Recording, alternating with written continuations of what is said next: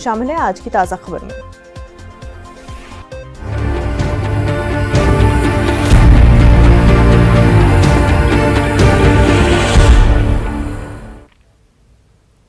वजीर आजम नरेंद्र मोदी आज video conferencing के जरिए नेशनल चिल्ड्रन अवार्ड जीतने वालों के साथ बातचीत करेंगे।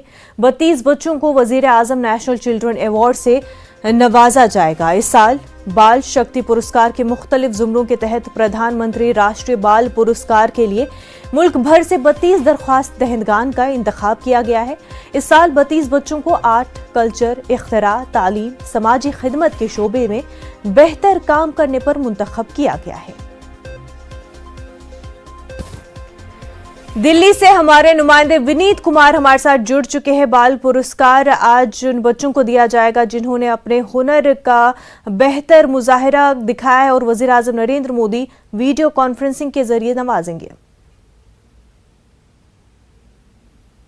विनीत जी, निश्चित तौर पर मैं आपको बताना चाहूंगा कि प्रधानमंत्री नरेंद्र मोदी में बाल पुरस्कार जो है वो बेहतर साहस के लिए, जिस तरह से लगातार जो रिपब्लिक डे होता है, गणतंत्र दिवस होता है, उसके पहले लगातार यह परंपरा रही है कि बाल पुरस्कार दिया जाता है, बच्चों को सम्मानित किया जाता है उनकी वीरता के लिए। मैं आपको बताना चाहूंगा कि जो बच्चे जो है वो असाधारण वीरता दिखाते हैं, उन्हें पहचाना जाता है और ऐसे में जो राष्ट्र है उन्हें सम्मानित करता है। और इसी कड़ी में मैं आज जो है वो आज बाल पुरस्कार दिया जाएगा।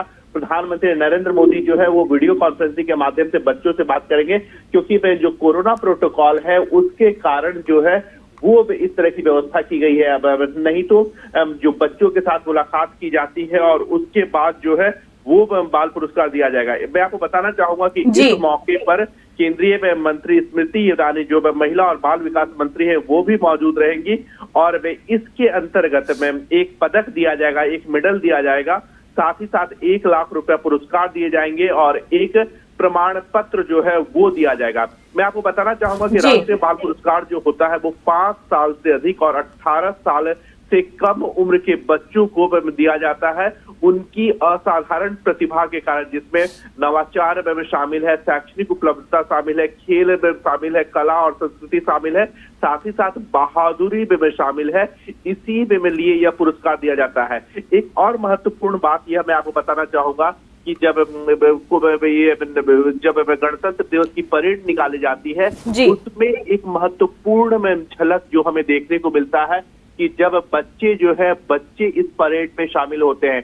लेकिन इस बार जैसा कि हम लगातार देख रहे हैं कि कोरोना में प्रोटोकॉल के कारण बच्चे जो है इस परेड में शामिल नहीं हो पाएंगे और ऑनलाइन माध्यम से ही आज प्रधानमंत्री नरेंद्र मोदी उनसे इंटरैक्ट करेंगे। जी मुनज़्ज़ा। विनीत, बेहद शुक्रिया तमाम तफसीलात के लिए।